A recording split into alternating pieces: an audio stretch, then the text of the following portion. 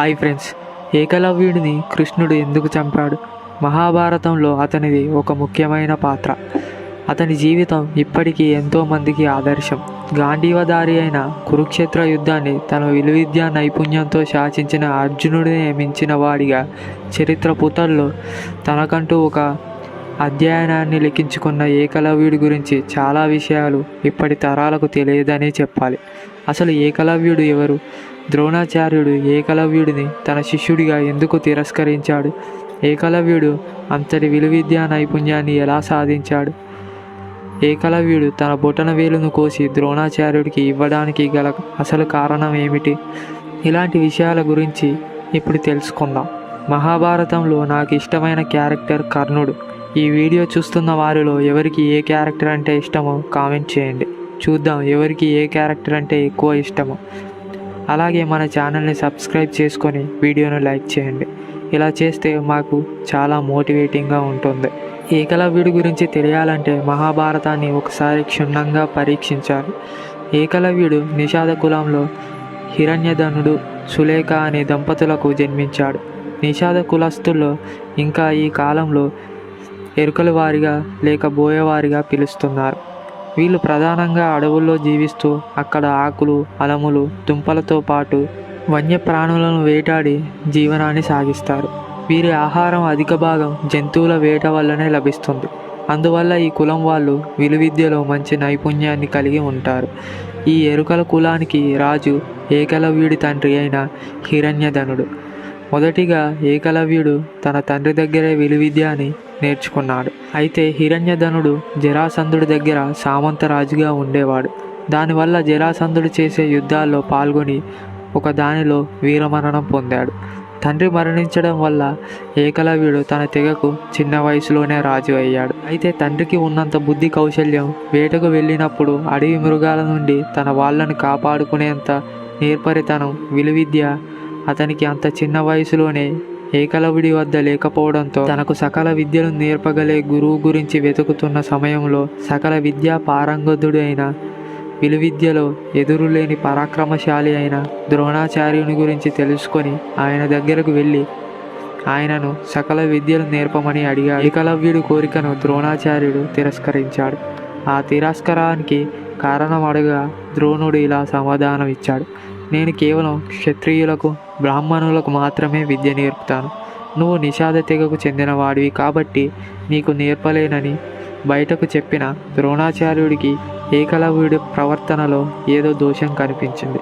అందువల్లే ఆ క్షణంలో ద్రోణాచార్యుడు ఏకలవ్యునికి సకల విద్యను నేర్పించడానికి ఒప్పుకోలేదు. ద్రోణుడి సకల విద్యా కౌశల్యానికి ముగ్ధుడైన ఏకలవ్యుడు మాత్రం ద్రోణుడిని తన గురువుగా భావించి అడవిలో బంకమట్టితో ఆయన విగ్రహాన్ని తయారు చేసి ఆ విగ్రహమే తనకు విద్య నేర్పుతుందని భావించి విలువిద్యలో ప్రాధాన్యం సంపాదించాడు. ఇది ఇలా ఉండగా ద్రోణాచార్యుడు ఒకరోజు కౌరవులను, పాండవులను పిలిచి సరదాగా వేటాడమని, వేటే క్షత్రియులకు ఆట వినుసు అని చెప్పి పంపించాడు. అయితే అడ్డదిడ్డంగా ఎటు పడితే అటు పరిగెత్తే అడవి జంతువులను బాణంతో గురిచూసి కొట్టడం వల్ల వారి విలువిద్యా నైపుణ్యం మెరుగుపడుతుందని ఇక్కడ ద్రోణాచార్యుడి ఉద్దేశం.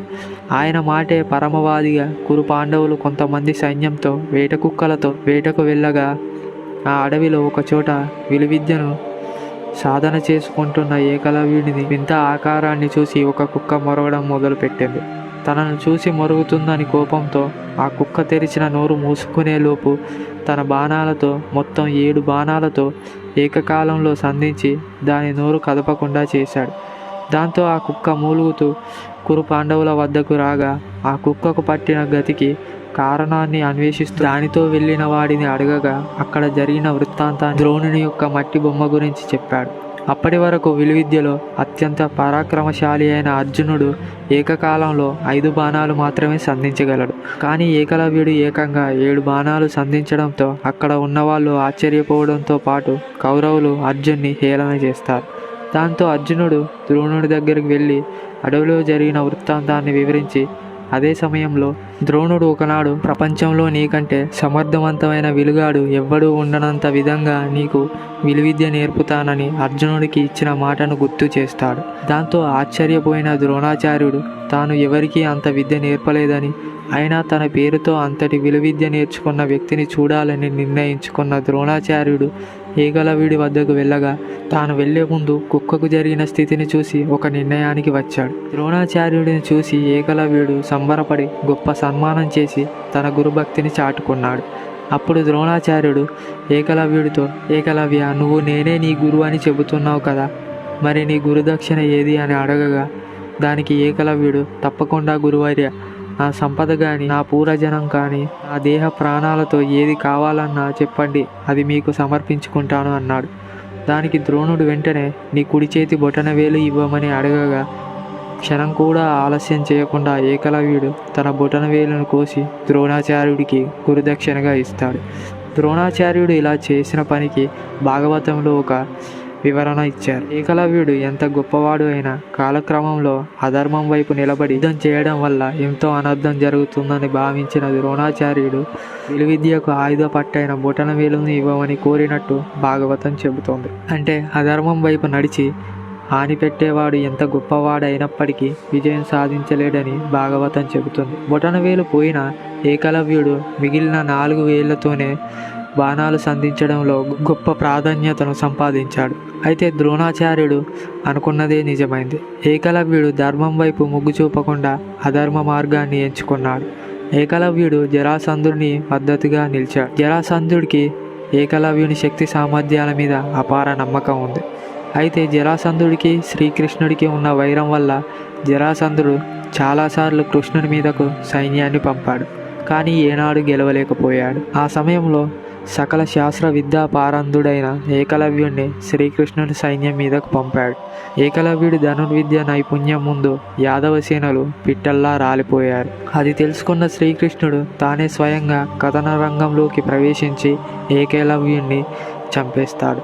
అంతటితో ఒక మహావీరుని అధ్యయనం ముగిసింది. ద్రోణాచార్యుడు కాదన్న పట్టుదలతో గురువు లేకుండా అపార విలువిద్య నేర్చుకొని పట్టుదల వ్యక్తిగా ద్రోణాచార్యుడు అడిగిన వెంటనే క్షణం కూడా ఆలోచించకుండా తన బొటనవేలును కోసి ఇచ్చి గురుభక్తిని చాటుకున్న వ్యక్తిగా తన బొటనవేలు పోయిన మిగిలిన 4 వేళ్లతో విలువిద్యలో అంతటి ప్రాధాన్యత సంపాదించిన మహావీరుడిగా పేరుగాంచిన ఏకలవ్యుడికి ధర్మ అధర్మాల విచక్షణ లేక అధర్మం వైపు మొగ్గు చూపడం వల్ల ఆఖరికి శ్రీకృష్ణుడి చేతుల్లోనే మరణించాడు. ఏకలవ్యుడి కథ ద్వారా మనిషి ఎంత ప్రాధాన్యత ఉన్నా కానీ దాన్ని అధర్మం వైపు ఉపయోగిస్తే నాశనం తప్పలేదనే నీతిని తెలియజేస్తుంది. అలాగే మనిషికి మొండి పట్టుదల ఉంటే ఏదైనా సాధించవచ్చు అనే విషయాన్ని నేర్పిస్తుంది. ఇక ఏకలవ్యుడు తన బొటనవేలు పోయిందని ఊరుకోలేదు. మిగిలిన 4 వేళ్లతో విలువిద్యలో ప్రాధాన్యం సంపాదించుకున్నాడు. మనం కూడా ఏదైనా కోల్పోతే బాధపడుతూ అధైర్యపడుతూ ఆగిపోవద్దు. అనుకున్నది సాధించడానికి కొత్త మార్గాలు వెతుక్కోవాలి. ఇది ఫ్రెండ్స్ ఈ వీడియో మీకు ఎలా అనిపించిందో కామెంట్ చేయండి. ఈ వీడియో నచ్చితే లైక్ చేయండి. ఇలాంటి మరిన్ని వీడియోస్ కోసం మన ఛానల్ని సబ్స్క్రైబ్ చేసుకోండి. Thank you for watching.